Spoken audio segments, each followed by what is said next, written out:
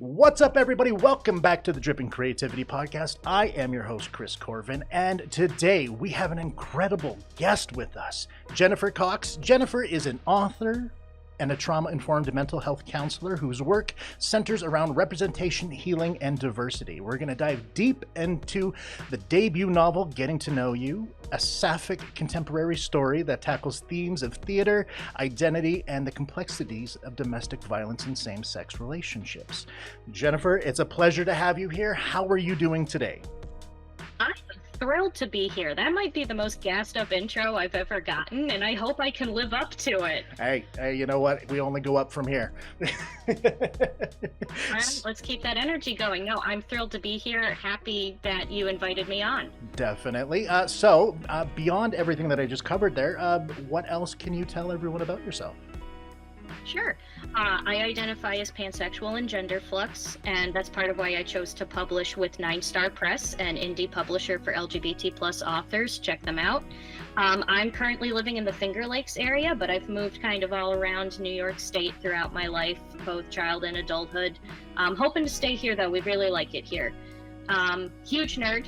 My family and friends, if there is a Karask behind me, I think you can see it, a halberd farther behind me. So I use Dungeons and Dragons not only for fun, but in my therapy practice as well. I use narrative and story work in my therapy practice as well. And I will find any reason to talk about my favorite nerd topics, which include storytelling, psychology, and combining the two, and probably whatever rabbit hole I've gone down recently. You know, I know about that all too well. It's you know, I get it and I love it.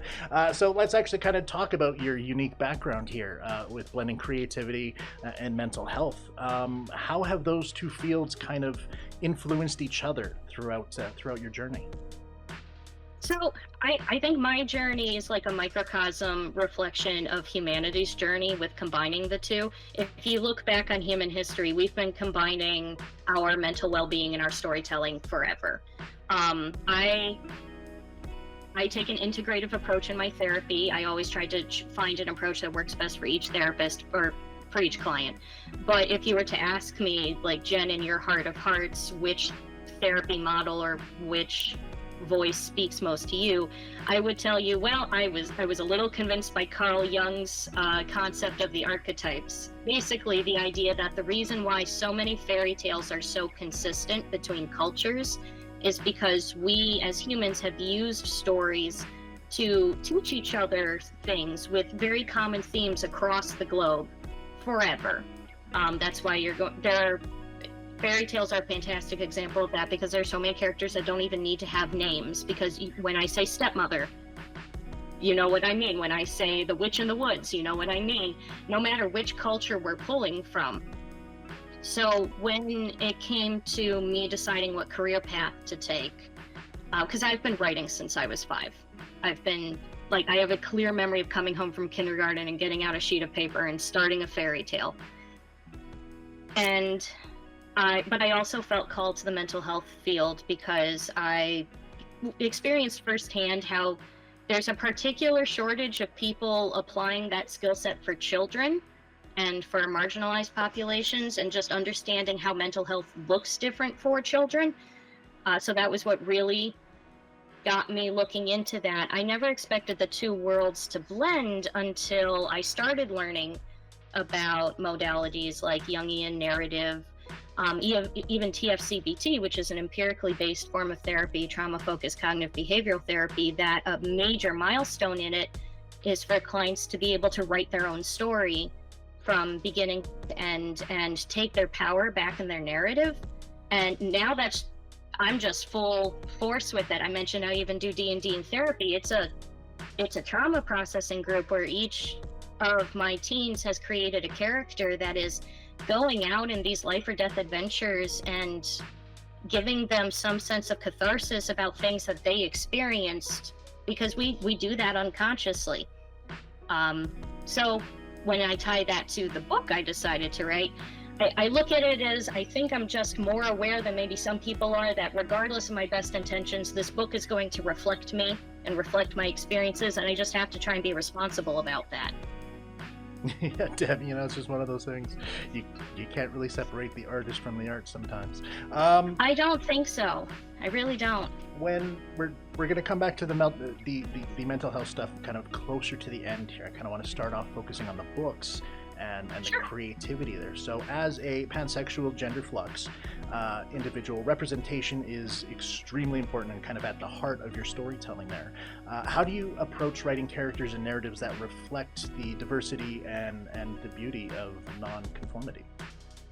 Uh, the honest answer is with anxiety, because I I try to hold myself responsible and to hold myself accountable for recognizing that I am just one person who's had one experience, one lived experience, and I'm never going to be able to 100% claim I can speak for every other lived experience out there. But I also know it's not realistic for me to just write my autobiography over and over, essentially. I don't think anyone would want that. Um, so I want to put out characters that represent parts of me, represent parts of what I've been through, but also represent the people who are important to me, or represent the people that I care about, people that I've worked with and worked for. So what I try to do is first take a really deep breath and say, well, if I get canceled, I'll learn from it. But get sensitivity readers, have editors, don't be the only person looking at your work before you put it out there. And then try my best and not take anything for granted. Like, Google the heck out of anything before you commit it to writing. But start with what's close to my heart. Start with my own lived experiences, and then recognize how no man is an island and what other lived experiences are going to be influenced by that. And I'm saying all of this and making it sound very sciencey and informed, but it's a pretty unconscious process too. When the story first came to me, it's not like, let me take this specific thing I have lived through and turn it into character form. It was more as I was going through the editing stages, looking at what I had written so far and saying, okay, what am I recognizing? What is that reflecting? What more do I need to learn in order to know that I'm doing this respectfully?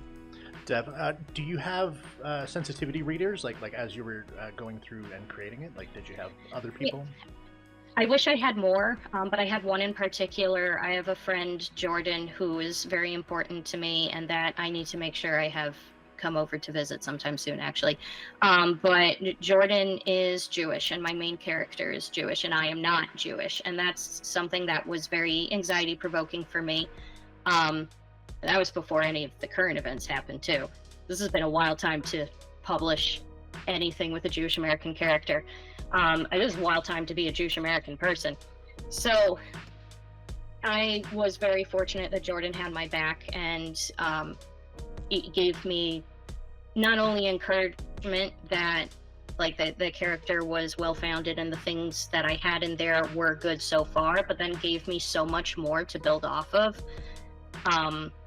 But I was lucky that I had that.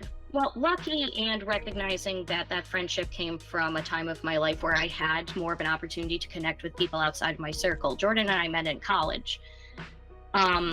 Is one of the things that I grapple with. Grapple's not a word. Wrestle/grapple is, I think, what I was trying to say. You know what? We're going to keep that word, though. I like it. I like it. One of the things I grapple with, this is why editing's important, folks, is as an indie author, you have a responsibility to put your best work out there in the most respectful way possible, but you also have a responsibility to pay the equivalent of that work. And if you do not have the money, which I'll be frank, I do not right now, it's complicated. And I don't have an easy answer for it. I don't want to tell people you can't publish books, but I also want people to be very mindful of what books they're putting out there. So I put Getting to Know You out into the world because I had the confidence of people that I love supporting me, that were able to give me some of that feedback. But I think there's a real discussion for people to have about, like, well, this author isn't a lesbian and she wrote about lesbians. This author isn't Jewish, but they wrote about a Jewish character. There might be readers who decide that I shouldn't have been the person to write this story, and I think that's an authentic critique, but it's not one I've heard back yet. So it might just be my anxiety talking. 9 times out of 10, that's the main cause. Yay! So kind of getting to know you. It's your debut novel, and can you kind of tell us the inspiration behind it, and where it evolved as the story has gone through? Absolutely, I can. I will try to keep it concise, but word count has always been a thing for me, as my editor can attest to. Inspiration kind of came in 3 parts. The first part is all the way back in high school. I was the president of the Creative Writers Club, which, looking back on it, was also my Catholic all-girls high school's kind of LGBT plus safe space. I thought I was straight at the time. There were signs that I just did not see. So I was writing a novella that had a straight, romantic subplot in it. One of my friends liked the dynamic and asked me to write a same-sex love story where no one dies at the end. Now, if that sounds like a weird ask, I just want you to bring yourself back to 2010 and remember what kind of representation if you weren't a fan fiction reader, which I wasn't, the best thing you had was Glee, which I didn't watch because Criminal Minds was on at the same time. So the bury your gays trope was alive and well. So to give younger me credit, I did attempt to sit down and write that story. I got about 4 paragraphs in, went back, read what I wrote, and realized I don't know enough to write a love story. I hadn't had the lived experiences, hadn't read enough of the genre. I was basically prose style, making a checklist of things I thought should happen in a relationship, and it was boring as all heck. And it was not leading up to this. They had nothing in common with this book at all. I think I named the characters Liev and Ricky because I was in my baby names Google what means what stages of writing. So I shelved that project for 10 years. Stage 2 of inspiration, I went to college, found out I'm not straight. Day 4 of college. Ended up in a relationship with a woman for pretty much my whole time there. Learned a lot of new things, unlearned some things. The relationship, unfortunately, was not safe or healthy. I had to navigate through that. And that settled with me, obviously. Inspiration stage 3. It is now 2019. I have had a child. And it is the height of I was watching a lot of video essays. I still do. That's where all my rabbit holes come from. But it was the height of the video essay cycle around 50 Shades of Grey and After. And the main critique was how the popular romance genre, not necessarily the indie romance genre, but the trad published, getting movie deals romance genre, was romanticizing DV. And I had actually read some of 50 Shades of Grey because one of my college friends had used it for a thesis project and was reading it out loud to me when I was driving her home. So I was held hostage and had to listen. And basically, I'm realizing if E.L. James can get a book deal, what is stopping me? So I started writing the draft of Getting to Know You on Google Docs on my phone while breastfeeding my child, out of a combination of I have my own story I need to process and spite, which I found is a good motivator, and here we are. Seriously, spite does so much for me. I can't even explain it. Oh, I love it. Well, that is definitely a journey there, and I can kind of see points of that throughout, which actually kind of really flows nicely into the challenging theme of domestic violence. And as anybody that has watched some of my previous stuff there knows, I am a massive supporter of all things that are trying to solve domestic abuse and all of that with the charities that I deal with and I work with. But the concept of a same-sex relationship with NDV is kind of not often discussed. No. How did you kind of approach writing this one with such a sensitive issue, and what are you hoping that the readers are going to take away from it? Great questions. I'm going to split those into 2 questions. First question. Honestly, I approached it from a combination of my professional experience, but I can't lie, from a combination of my personal experience as well. That's the part of the story that I can speak on with the most confidence, unfortunately. I'm happy to say I'm currently with an employer. I work with a community-based organization that is so far the most trauma-informed agency I have worked with, despite my whole career being in trauma. And I know they have, like, they know about this book, they know about my connection to it, they know about my history, and they have my back. But there's been years of, and I can't be super open about some things because I'm still working with people that if they know too much about my own life, it can influence how they can build a professional rapport with me. So I'm always walking this kind of like tightrope about like how open do I be in this advocacy. It kind of very similar to like how there are a lot of LGBT plus people out there who aren't in a safe place to be open yet, but are still trying to do the advocacy work. It's not a fun tightrope walk, but I have a lot of loved ones who are supporting me. And this, my mom just finished this book recently, and she sat down with me. It's like I recognized some of, like, it's not an autobiography, but she could recognize what I pulled from what we survived. And then some of it is just, you know, the research I've done in the years since then, and the work that I've done at that professional level to recognize the wide spectrum that is intimate partner violence and domestic violence.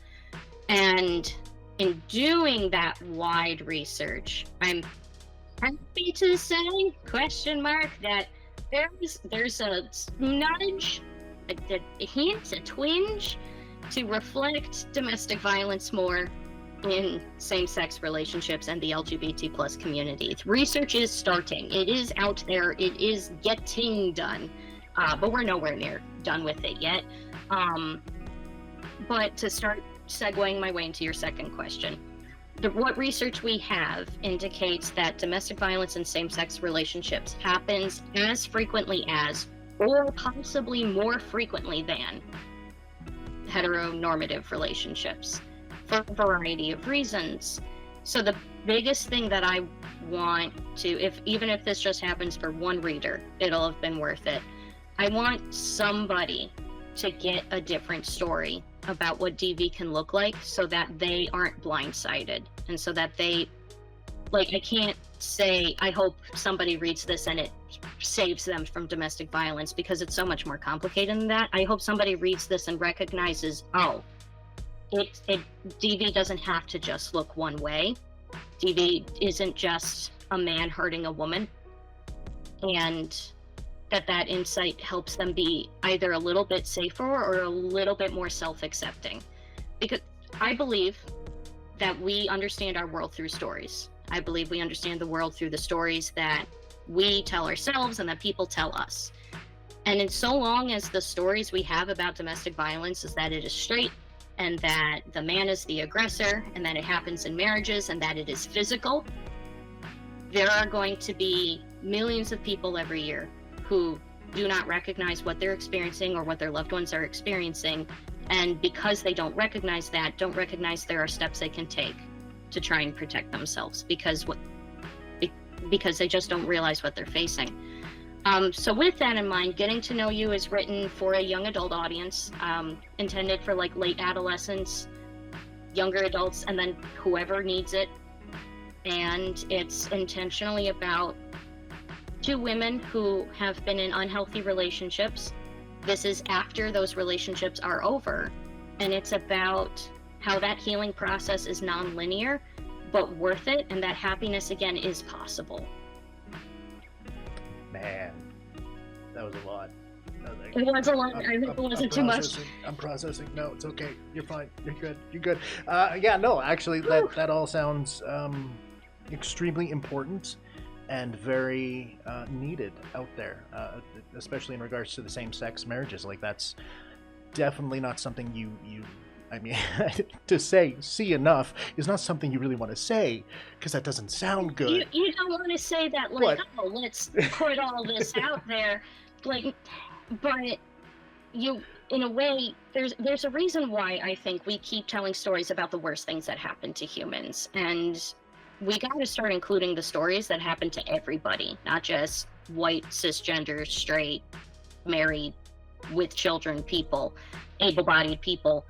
So Yeah, I promise this book is not all the heavy stuff, though. Well, speaking of not all the heavy stuff there, let's talk about why you decided to go with theater as kind of one of the central roles here.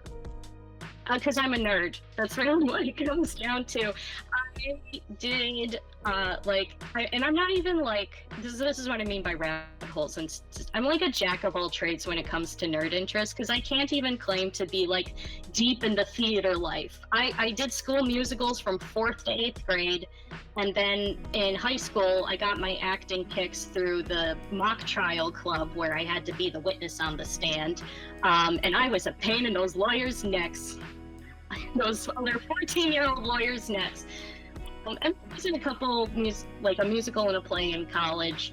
I just never had the time to make like theater a career priority in my life, but I love it. I love the chaos of it. I love how the audience is enjoying a story, but somewhere backstage something has gone horribly wrong, and the stage manager is trying to fix it without without having to do the whole "we're having some technical difficulties."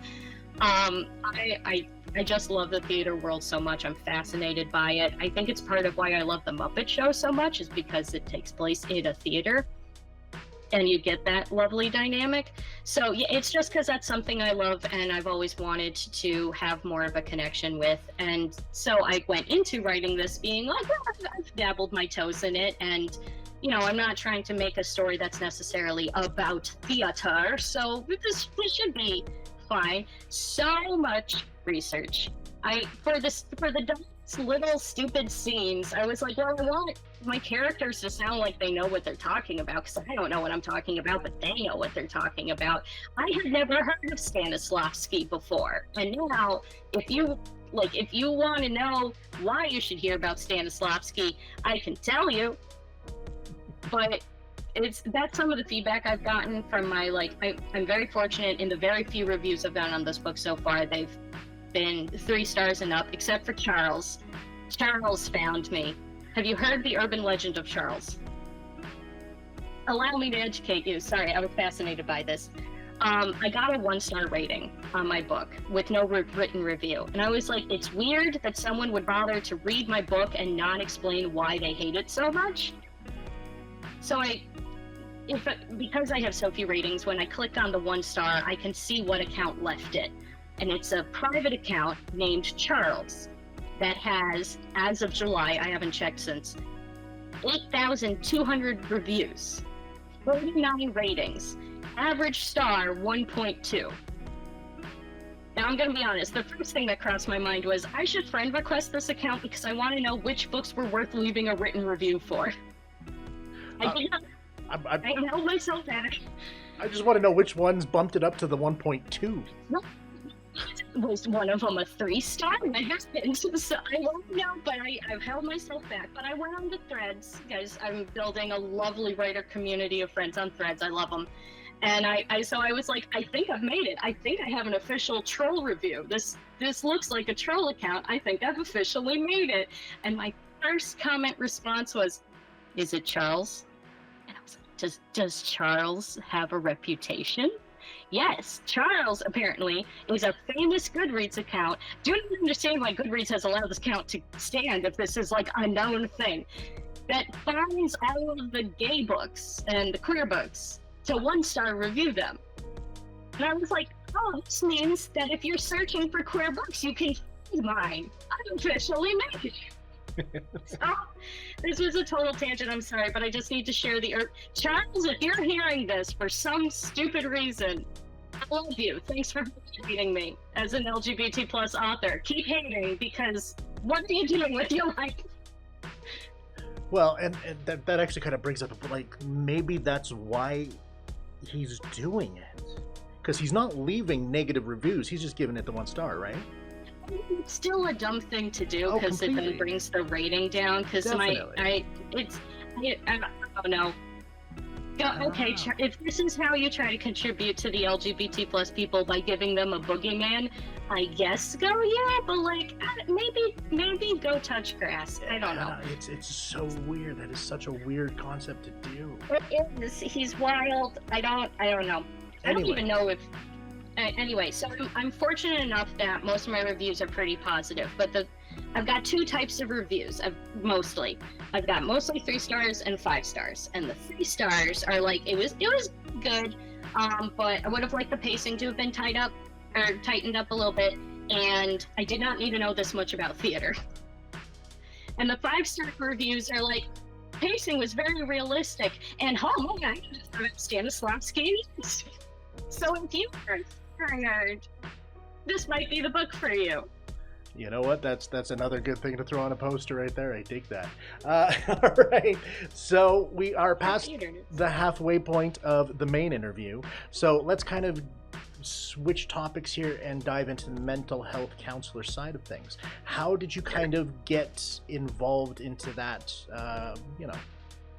How? Okay, the honest answer is when I was 12, I had a really bad counselor. To this day, do not know what her licensure was or what her qualifications were. It was around 2007, so it was right when New York State was switching over into LCSWs and LMHCs. So this person might have not, I don't know what, but not very good at her job. Looking back on it, like, it's not that for the record, counselors out there, unfortunately, that are actively harming their clients. I don't think she actively did me harm so much as she actively did nothing, and it drove me up a wall, because by that point what had helped me was figuring out that, like, my parents recognized something was going on and cared about me and wanted me to help. So I started doing my own research, because I can't keep my nose to my own business, I guess. And I over time was like, okay, so I've established, I know because my mom brought me to this person, that there's a career for trying to help people that are experiencing a thing I have learned, which is mental health. But she seems bad at it, which must mean but she's getting work. So there must be other people who are bad at it. And I don't like that. So I'm gonna go figure out how to be good at it. It wasn't a super conscious thought process so much as it was, well, I figured out that being a librarian doesn't mean I'm allowed to read the books all day, so I think I'm going to do this instead. But I'm happy to say that might have been what started me on the road, but the longer I started going down the road, that just more and more in love I became very quickly with the field. The more I started learning, the more passionate and excited I got. And by the time I chose the college I did, shout out to Alfred University, because they had a bachelor's level degree specifically about child psychology that wasn't about school counseling. You would not believe how hard that was to find. It shouldn't have been that hard. But that is my point, and at the time I was focused on kids. Because I was a kid, I was like 14. Obviously, I wasn't like, yeah, let me go do counseling for adults. I couldn't imagine at the time working with adults. I didn't know anything about adulthood. Children, I know. And I still do work with kids. That is still one of my favorite, that's still my most passionate area. But I'm currently working a job where I work everything from like 6 to 60 and love it. But I've also grown a lot more. I'm at the ripe old age of 30 now. But I went in knowing that, like, I know children are being underserved, that there are people walking into this career being like, well, because I've read the DSM, I know how to treat kids with depression, and not recognizing that whole rant about, developmental stages and psychology. But as I continue in the career, sadly, and a lot longer than it should have taken me, I started learning about how that is not exclusive to age. It is also happening based on race. It is happening based on sexual orientation. It is happening based on gender identity. It is happening based on socioeconomic class, even. And that there's just this lack of preparation in our, what's the fancy word? Like our higher institutional training for this career field to, like, when you get to the master's level, everybody has to take a class on cultural competence. And I'm going to let you know right now that class is not sufficient. And, like, neither you can cram a lifetime of experience into one semester anyway, but it's just not. our understanding of mental health as a field is so white-centric, and like Freud, we talk about Freud like he's the father of psychology. He was alive for World War II.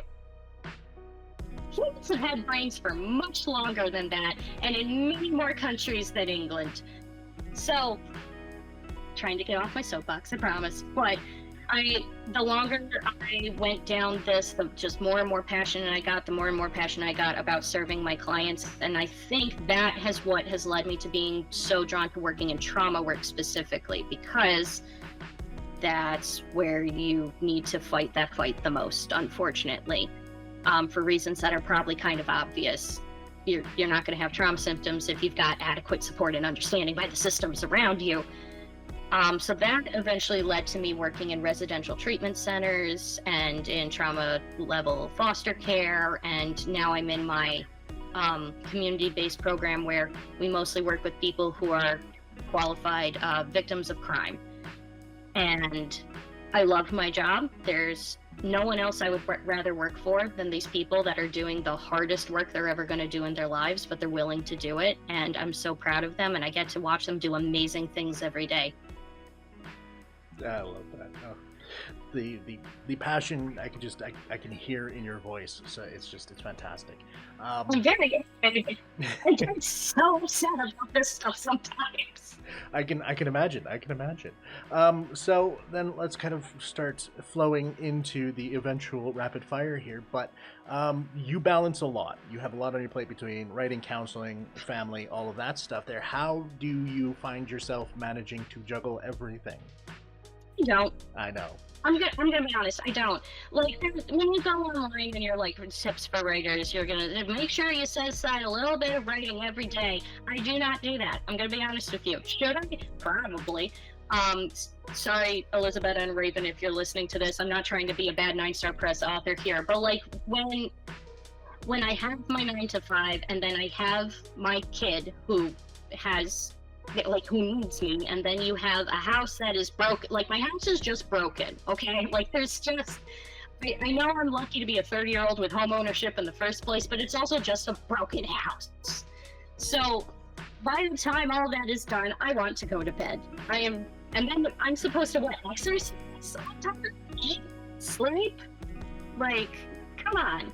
No, I don't balance it. But what I've been trying to do, with a lot of support from my very loving spouse, who is very patient with me, is recognize that there are times where it's okay to kind of let go of my standards a little bit. The dishes can wait till tomorrow, for example. That's a big, I love him. My husband has been like, you are not doing chores after 9 o'clock. And I'm like, what do you expect me to do with my life? He's like, anything else. So I'm trying, but the short answer is I'm not. And I think that's okay. I can tell you it is completely okay, and the reason why I ask that is because I have yet to find a single person who says, oh, it's perfectly fine just like this. I do this question to let everyone know that, hey, it's fucking okay. It's all right. Nobody has it under control, especially unless you are rich and have everything covered by everything else, and all you need to do is write. No one has it under control. I was just about to say, do you want me to go on my anti-capitalist rant? No, that's another soapbox. We're going to hold that one. We'll hold that one for the next time. So then, good choice. What else do you have creatively going on? What's kind of in the future for you? Well, I have a work in progress novel right now that is nowhere near ready. Like, don't hold your breath. I'm still on the draft, but I am starting a 5-book series. Good choice, Jen. We just talked about how I don't have a good work-life balance, but it's fine. I'm very excited about this series. My extended family, particularly on my mom's side, we're pretty complicated as a family. My grandparents were children of immigrants, so we're, in terms of American history, figuring it out still. Large Irish Roman Catholic family that, as the generations progress, are getting slightly more pagan, less straight as time goes on, I guess. A lot of complicated family themes that I've been processing with a lot of joy. And one of the things that's been on my mind a lot is that my grandparents are not as young as they used to be. My grandparents have been talking about how ready they are for death since I was in high school. They're like, oh yeah, we've lived a good life. If it takes me now, I have no regrets. I know all of you are happy and healthy, and that we've provided for you and that we've done for our community. And I'm like, that's great, but more, can you talk about that a little bit? Nonetheless, actually, because I'm not going to go on a whole tirade about the time I had to interview them for mental health homework in my master's program, and they gave me way more than the professor asked for, and I love them for it. But they've been ready since I was in high school. I was not, and part of me, I think, still isn't. So I'm processing that through this book, because losing them not only means losing them, who I love, but also means redefining that connection I have with that side of my family, because we all live all across the country. We don't live anywhere near each other. I have the connection with them that I do because once a year we go to the same beach and we gather around my grandparents, and that has been the beacon of my life during like the worst years of my life. And when they're gone, I don't know what that's going to look like. I know it's going to look like something.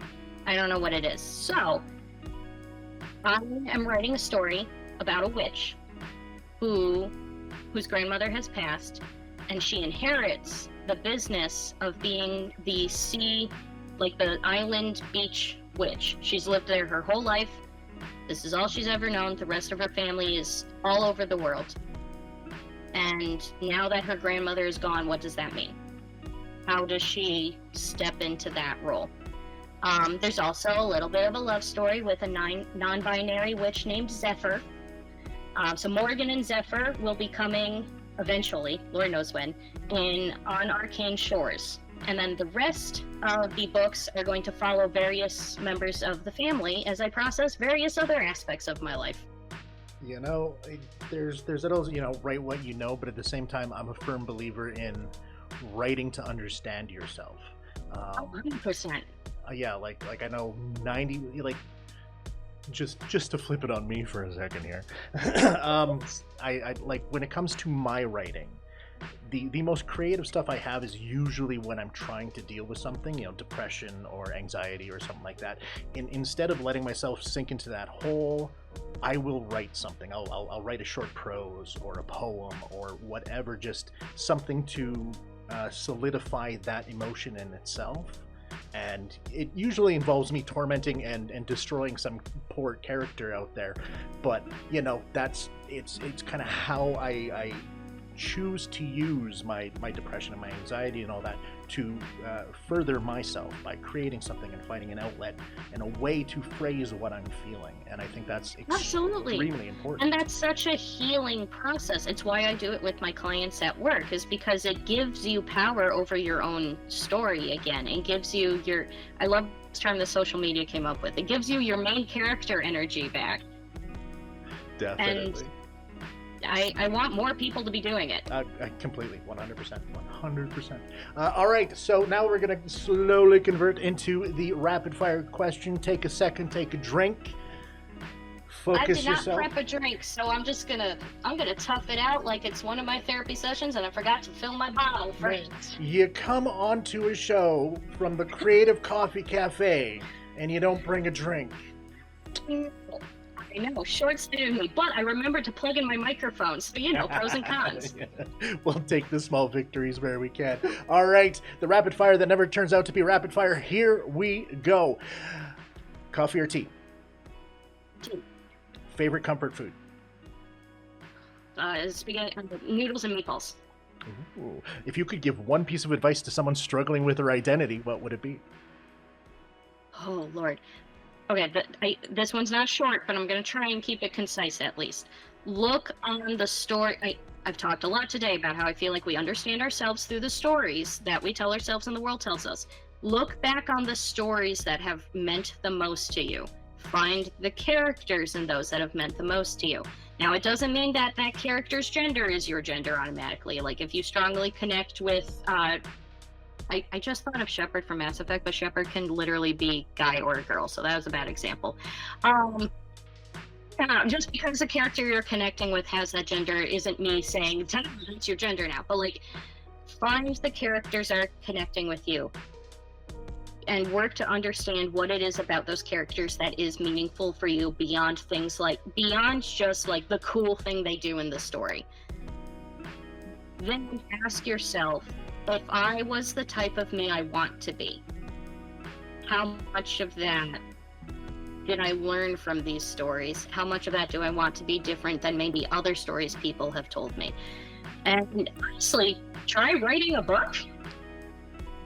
Legit, nothing wrong there. Yeah, no, I think all of that, not only just for identity, but for a lot of self-reflection things, is a fantastic way to go about doing that. I love that. All right, most rewarding aspect of being a counselor.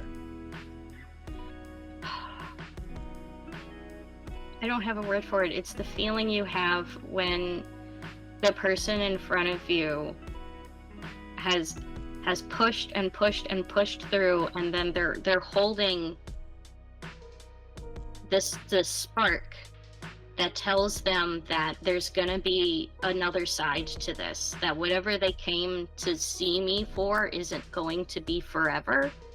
And that looks very different for all of them. Sometimes it's a life situation, sometimes it's mental health symptoms, sometimes it's an aspect of self-identity. But when they find that spark and say there's another side to this, I couldn't be more proud, because it takes so much to find that when the rest of the world has been taking that spark from you forever. Oh, that was so good. That was such a good answer. Okay. We're gonna so much. We're gonna flip it. A book you think everyone should read? Oh God. No, everybody has different tastes. Nope. Come on, one book for everyone. Give it to me. One book for everyone. Hang on, I'm looking at. Thankfully, my favorite shelf is right next to me, so I'm looking at that one. Hey, you know what? I'm not going to do like a super deep, like this is going to change who you are as a person. And no, you know, I like. There's a graphic novel called Emiko Superstar. Emiko is spelled Emiko and then Superstar. It's a graphic novel about a teen nerd, basically, who's reached, it's one summer, reached the crossroad of her life where it's like, okay, but the rest of my friends are interested in becoming like mini CEOs. I know that's not what I want for myself. I don't know what I want for myself. And then one day she finds out that there's a group of teens that meet up at this place called, I think they call it the Warehouse, where they have like an Andy Warhol style party situation where they do like art shows and performative art for each other. And there's a guy selling alcohol to minors there, and it's a whole thing. And she goes through this whole, like, she doesn't come to the end of it and say, I 100% know exactly what I want to do with my life, but she comes out the end of it. What I learned from it was that who you've been forever doesn't have to automatically be who you are forever, but it also doesn't mean it wasn't important, and it isn't a part of who you become. And as somebody who is like that straight-laced, straight-A's student my whole life, finding this graphic novel in adolescence did a lot to shift my perspective in a very like affirming and friendly way. Love it. That's so good. I love that shit. Oh, I'm so glad I thought of that one. That's a good answer. You know, it was a good pull. It was a good pull. Who is your favorite character from Getting to Know You? Question. Rude. It's over your face, and you know that's rude. Okay. For the sake of my like guilty self-conscience, as which character was the most fun to write? I'm gonna do that. Fine. And thank you.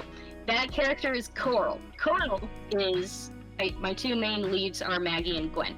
Coral is Maggie's roommate. Coral is the one who's like, hey, you're going through something. You've had a big change in your life. Here's some things that I've been doing, like here's some people I've been connecting with, and that helps Maggie start building a found family situation. But the biggest reason why she's fun to write is because she's also trying to make it as an actress in LA, and she isn't 100% confident in her acting skill, even though she should be, so she overcompensates by trying to learn random talents to bring to every audition. So I have one scene in particular where she's trying to help Maggie like process through emotional stuff while practicing the moonwalk for her car sale audition. You know what? I dig that. I dig that a lot. Okay, now for the penultimate question, the one that I'm going to enjoy watching this one. Sell me your book in 3 words. Oh, I've been practicing this one. Damn it. Theater lesbians, comma, healing. Yeah, that was good. Damn it. All right. All right. Well, Jennifer, this is wrapping up the main part of this conversation. It has been an absolute delight. Your passion for everything you do is just, it resonates off of you, and I love it, and it's inspiring. So thank you so much. Where can everyone find you and your book? Well, real quick, I want to thank you for having this space so that I can feel safe to give that passion out. Thank you for making me laugh. Thank you for making this a comfortable conversation. Thank you for making this a safe space. You can find me on Threads, TikTok. I'm technically on Instagram, but I'm really bad at it. My brain can handle like 2 social medias at a time, and then I just fall flat. So Threads and TikTok are best. My username on both is @Genevieve_the_wit. No, it doesn't make sense. Honestly, the easiest way to find me is search the hashtag LMHC Who Loves to Write. LMHC is short for Licensed Mental Health Counselor. I make content besides, just whatever random thoughts I have in my head. I make content about how you can use psychology to improve your writing. Absolutely perfect. And of course, everything will be down in the description below. For everyone currently listening, make sure to grab a copy of Getting to Know You and follow Jennifer online and all of that fun stuff. And for our Creative Coffee Cafe community members and the Patreon supporters, stay tuned for the Off the Record chat. It's going to be a blast. I have a feeling right now.